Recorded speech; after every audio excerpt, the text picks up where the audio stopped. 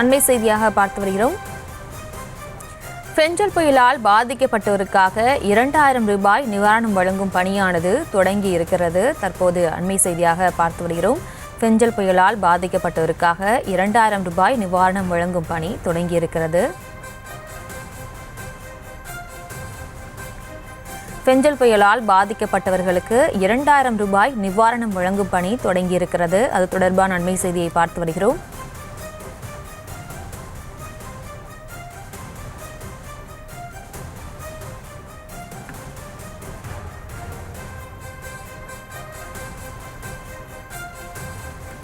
பெஞ்சல் புயலால் பாதிக்கப்பட்டவர்களுக்கு 2000 ரூபாய் நிவாரணம் வழங்கப்படும் என்று அறிவித்ததை அடுத்து தற்போது திருக்கோவிலூரில் 2000 ரூபாய் வழங்கும் பணியை அமைச்சர் பொன்முடி தொடங்கி வைத்தார். அது தொடர்பான அண்மை செய்தியை பார்த்து வருகிறோம். மேலும் விவரங்களோடு இணைகிறார் எமது செய்தியாளர் தாமோதரன். வணக்கம், விவரங்களை வழங்கலாம். வணக்கம்.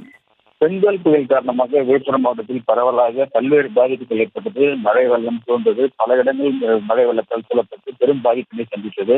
இதனைத் தொடர்ந்து தமிழக அரசு சார்பில் பல்வேறு நிவாரணப் பணிகள் மேற்கொள்ளப்பட்டு வருகிறது. தொடர்ந்து நிவாரணப் பொருட்களும் பாதிக்கப்பட்ட பகுதிகளுக்கு அனுப்பப்பட்டு வருகிறது. இந்நிலையில் திருக்கோவிலூர் பகுதியில் உள்ள மணம்புண்டி உள்ளிட்ட பகுதிகளில் வனத்துறை அமைச்சர் பொன்முடி அவர்கள் நிவாரணப் பொருட்களை வழங்கி வருகிறார்.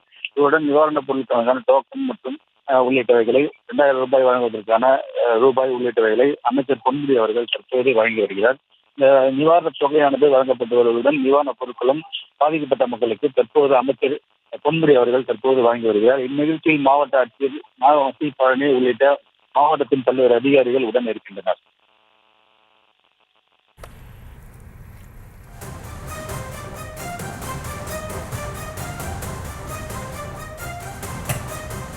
விவரங்களுக்கு நன்றி தாமோதரன்.